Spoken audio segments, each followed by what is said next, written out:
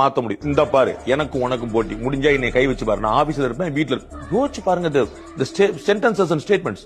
நான் வீட்டுல இருப்பேன் ஆபீஸ்ல இருக்கேன், என்னை கைவிங்க, என்னுடைய தொண்டர்கள் தொடாதீங்க. He has created his own space. He is becoming a beautiful political leader. புரியுங்களா? He is growing as a political leader. இவர்கள் எல்லாருமே கேலி பண்ணிட்டு இருந்தார், விஜய் கிடையாது. உங்களுக்கு புரியுங்களா? அவருக்கு என்ன தெரியும் பாட்டு பாட. நான் தான் சொன்னேன், அவருக்கு அவருடைய ஆடியன்ஸ், அவருடைய தொண்டர்கள், அவருடைய கேடர்கள், அவருடைய ரசிகர்கள் என்ன விரும்புறாங்களோ அது கரெக்டா தீனி போடுற அந்த இடத்துல அப்படியே எமர்ஜ் ஆகி கீழே மேல வர. இன்னைக்கு விவாதம் பாருங்க, டிஎம்கே சர்டிபிகேட் மாத்திட்டாரா இல்லையா? புரியுங்களா?